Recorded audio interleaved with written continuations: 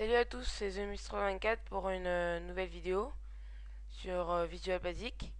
Elle sera plutôt brève et elle va parler des timers. Donc c'est un truc que j'ai beaucoup utilisé, ou pas tant que ça, dans mon logiciel TickTimer. Voilà. Donc je vais vous montrer comment ça marche, ce que c'est en gros. Alors donc on prend un timer dans la boîte à outils. S'il n'y est pas, ce qui est peu probable, vous pouvez toujours faire clic droit, choisir les éléments et il y aura une fenêtre là qui prend un peu de temps à charger. Et, et voilà, et là vous pourrez choisir. Donc, on ajoute un timer, un double clic. Voilà, ça s'affiche dans cette barre là. Parce que le timer on le voit pas. Donc, pourquoi on va utiliser timer Qu'est-ce qu'on peut faire? Et on va prendre un bouton, voilà, et un label. Donc ce qu'on va faire comme truc, quand on clique sur le bouton, ça va commencer à augmenter le nombre qui est là. Voilà. Bouton 1, clic. Timer 1. Point start. Oui, il y a un petit bug.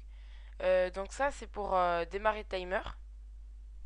Pour démarrer le timer. En fait, le timer, en double clic. Et donc, en fait, ce qu'il va faire, c'est exécuter un bout de code, le code qui est là, voilà, euh, un certain nombre de fois par seconde. Enfin, tous les, un certain nombre de millisecondes. Voilà, c'est là, c'est l'intervalle. Donc là, c'est à tous les 100 millisecondes. Tous les 100 millisecondes. En fait, c'est pas très précis. Enfin, c'est pas un peu la rapidité de l'ordinateur. Mais si je mets 1 milliseconde, ça a mal marché. Là. Enfin, ça va pas faire vraiment 1000 millisecondes. C'est pour ça que sur le TickTimer, j'ai utilisé une autre astuce. Parce que c'est. Sinon, ça marche mal. Enfin, une autre astuce, j'ai juste un peu réfléchi. Et puis voilà. Donc, timer 1.start, c'est pour démarrer timer. Là, on peut régler. On peut dire si par défaut il est activé. S'il tourne. Euh, donc, donc, je le démarre. Parce il était arrêté au début. Aussi, il y a timer 1.stop. Ça, c'est facile à faire.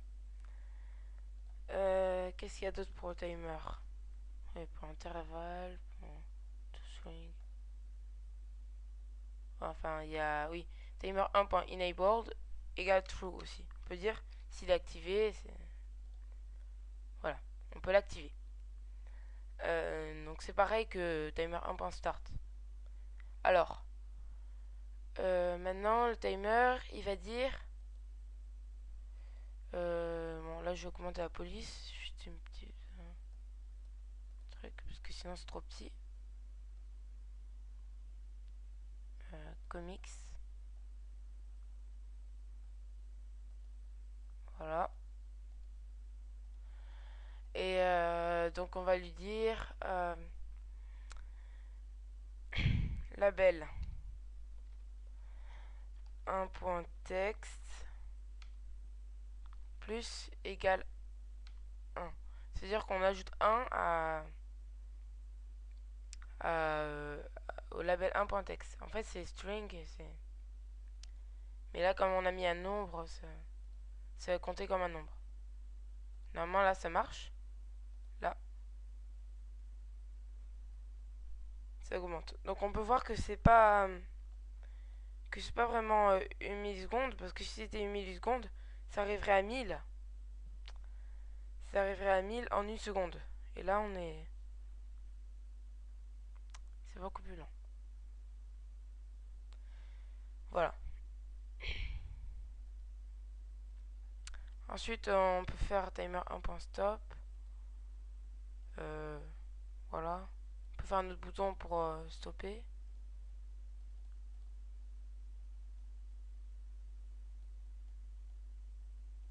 Voilà, on va faire comme ça. Timer 1. Point stop. Voilà.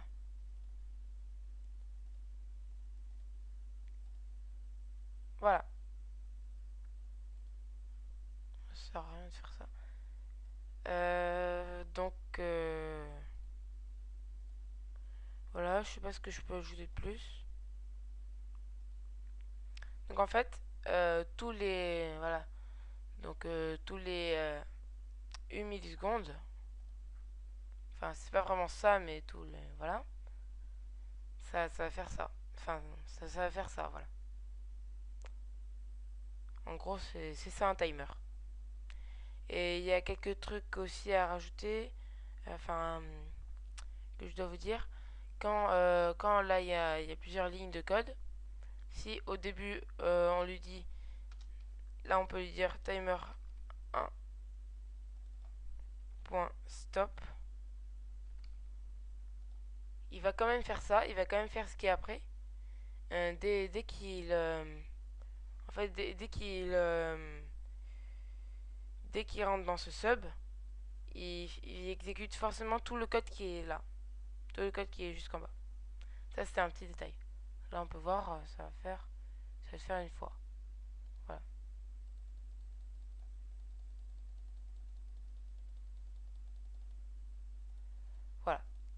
Voilà. Donc rien d'autre à ajouter.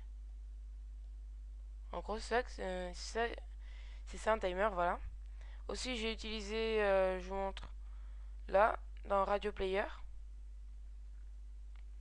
Je vais pas mettre le son à fond.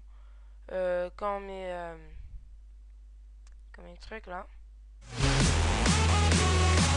minutes. Donc voilà, tous les 4 secondes ça change. Comme ça, voilà. C'est juste un truc que j'ai fait avec un timer, c'est très simple à faire. Voilà. Une petite astuce aussi pour faire start et stop. Timer 1.enabled égale not timer 1.enabled. Ça veut dire que c'est l'inverse de ça, puisque ça c'est un boolean. Ça veut dire que c'est soit true, soit false. Voilà. Donc on peut faire ça aussi. Ouais, ouais. Si on enlève ça,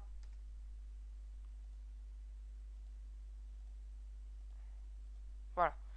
Bon, ce tuto est terminé.